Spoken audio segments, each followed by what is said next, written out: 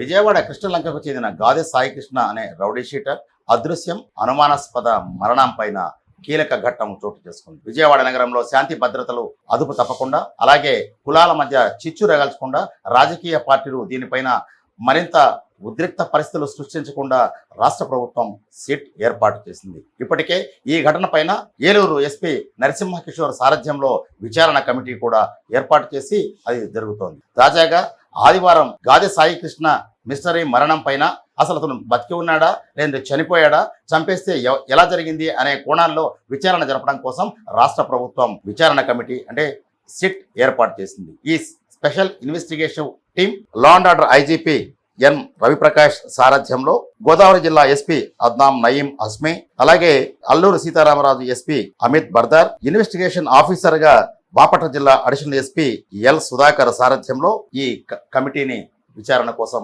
ఏర్పాటు చేశారు. ఇదిలా ఉంటే ఈ సిట్ కమిటీ ప్రధానంగా రౌడీ షీటర్ గాదె సాయికృష్ణ తల్లి ఫిర్యాదు మేరకు, అంటే విజయలక్ష్మి ఇచ్చిన ఫిర్యాదు మేరకు కృష్ణలంక పోలీసులో విచారణ చేయడం, సస్పెండ్ కు గురైన సిఐ నాగరాజు పై నరసింహ కిషోర్ తొలి సీనియర్ దర్యాప్తు అధికారిగా నియమితులైన వ్యక్తి ప్రాథమిక ఆధారాలు సేకరించారు. తర్వాత దీనిని హత్యానేరం బిఎన్ఎస్ సెక్షన్ 103/1 అక్రమ నిర్బంధం సాక్ష్యాల విధ్వంసం కింద కేసుగా నమోదు చేశారు. సిట్ శక్తులు తాజాగా ఉత్తర్వుల ప్రకారం ఐజీపీ రవిప్రకాష్ సారథ్యంలోని సిట్ను పూర్తి దర్యాప్తు అధికారులను ఇచ్చింది.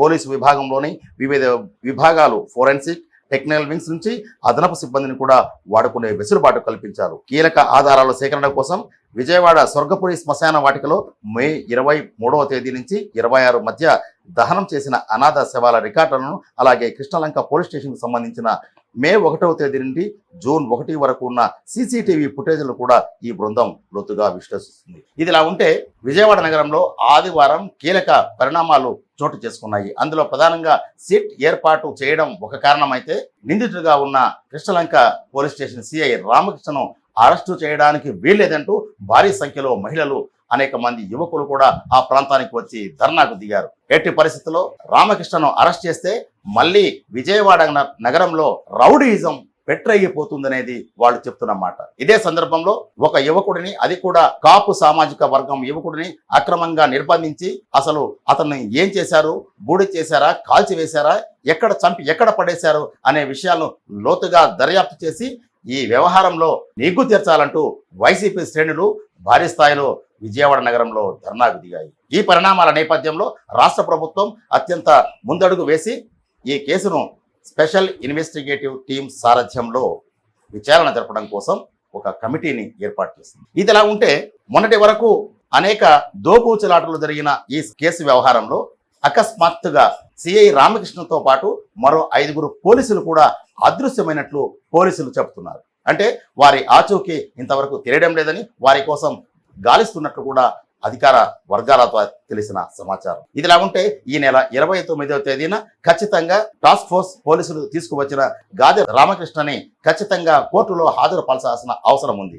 ఈ పరిస్థితుల్లో ఆ యువకుడిని పోలీస్ స్టేషన్లో టార్చర్ చేయడమే కాదు, కొంతమంది వాహనంలో, అది కూడా ఎస్కార్ట్ చేస్తుంటే పోలీసులే స్వయంగా వాహనంలో తీసుకువెళ్ళి కాల్చి బూడిద చేశారు. దీనికి సంబంధించిన ఆధారాలు ఖచ్చితంగా నా దగ్గర ఉన్నాయి, కోర్టు వారు పిలిస్తే నేను వెళ్ళి ఆధారాలు సమర్పించడానికి సిద్ధంగా ఉన్నానంటూ గంటా బదాయించి మాజీ మంత్రి వైసీపీ నాయకుడు అంబటి రాంబాబు తెగేసి చెబుతున్నారు. ఈ పరిణామాల నేపథ్యంలో సంఘటన జరిగిన వెంటనే వైఎస్ జగన్ గాదె సాయికృష్ణ నివాసంకి వెళ్లి ఆయన తల్లి విజయలక్ష్మిని, అలాగే మేనమామను, కుటుంబ సభ్యులను పరామర్శించడం కూడా రాజకీయంగా మరో కోణం తీసుకున్నది. ఈ పరిస్థితిలో కాపు సామాజిక వర్గానికి చెందిన యువకుడిని ఇంత దారుణంగా హతమారుస్తారా అని చెప్పి జగన్మోహన్ రెడ్డి ప్రశ్నిస్తే, అదే సందర్భంలో ఇది కాపు సామాజిక వర్గాన్ని ప్రేరేపించే విధంగా ఈ అంశాన్ని రాజకీయంగా వాడుకోవడానికి వైఎస్ఆర్సీపీ ప్రయత్నిస్తున్న నేపథ్యంలో తెలుగుదేశం పార్టీ కూటమిలో కీలక భాగస్వామిగా ఉన్న Janasena chief deputy CM Pawan Kalyan కీలక వ్యాఖ్యలు చేశారు. కొడుకు తప్పిపోతే గాలించుకునే బాధ్యత తల్లిపైనే ఉందంటూ విజయలక్ష్మికి బాధ్యతలు గుర్తు చేశారు.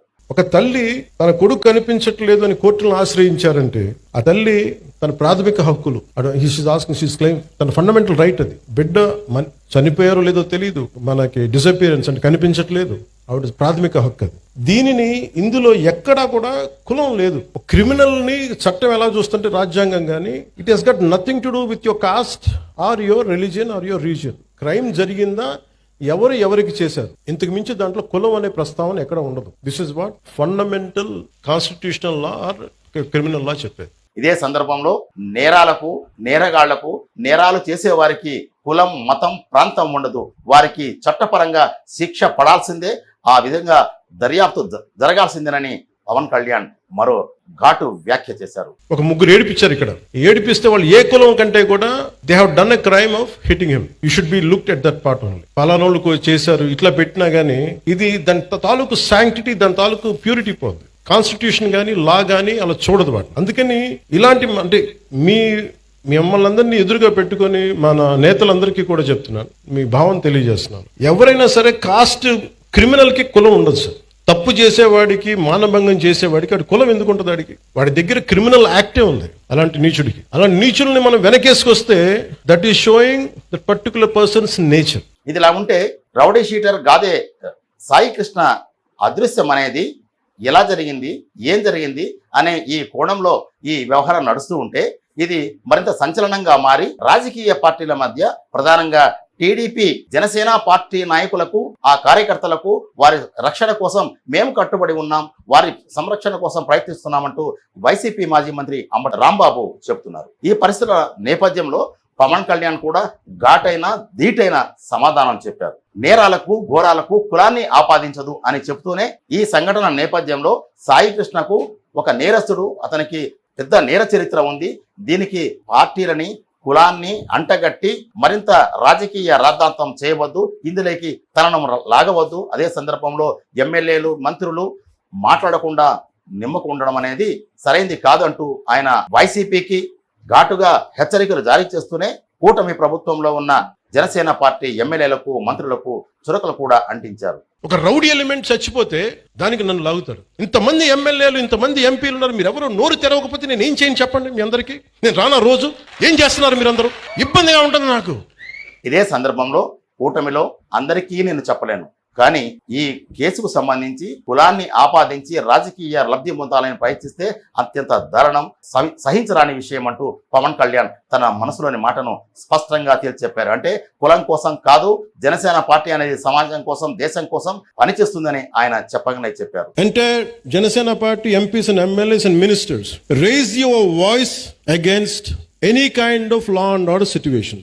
బలంగా చెప్పండి. ఇది నేను కుటుంబ నాయకులందరికీ నేను చెప్పలేను కాబట్టి అది నా పరిధిలో లేదు కాబట్టి నేను వారు చెప్పట్లేదు, కానీ నా పార్టీ నాయకులందరికీ, నా పార్టీకి సంబంధించిన మంత్రివర్గానికి, ఎంపీలకి, ఎమ్మెల్సీలకి మీకు చెప్తున్నాను, నేను అన్నిసార్లు నేను వెళ్ళి మాట్లాడను, మీరు మాట్లాడాలి. మీరు కూర్చోబెట్టి లా అండ్ ఆర్డర్ని మట్టుకు కూర్చోబెట్టి కులాలని ఇష్ట రాజ్యంగా వాడుకుంటే మట్టుకు మీరు కామ్గా ఉంటే కుదరదు. నన్ను దయచేసి మీ అందరికి చేతులెత్తి నమస్కరిస్తున్నా, కులానికి నన్ను దయచేసి పరిమితం చేయకండి. మీ అందరికి చేతులెత్తి దండం పెడుతున్నాను, ప్లీజ్ చేతులైతే దండం పెడతాను. దేశం బాగుండాలి, రాష్ట్రం బాగుండాలి, ప్రజలు బాగుండాలని కోరుకుంటే కూర్చోబెట్టి కులం కులం కులం అని చెప్పి ఎవడో క్రిమినల్ కులంలో కూర్చొని చేస్తే నన్ను ఏం చేయమంటారు? దానికి నేను బాధ్యత వహించాలా? దానికి సిగ్గుండక్కర్లా? వెనకేసుకొస్తాం ఇలాంటి వాళ్ళని. తాజాగా విజయవాడలో చోటు చేసుకున్న పరిణామాల నేపథ్యంలో సిట్ ఏర్పాటు కావడం, విజయవాడ నగరంలో సిఐని అరెస్టు చేయడానికి వీల్లేదంటూ ఒక వర్గం, నేరానికి, ఘోరాలకి పాల్పడిన సిఐతో పాటు ఆయనకు సహకరించిన పోలీసు సిబ్బందిని కూడా కఠినంగా శిక్షించాలంటూ వైసీపీ మరోపక్క నిరసనలకు దిగింది.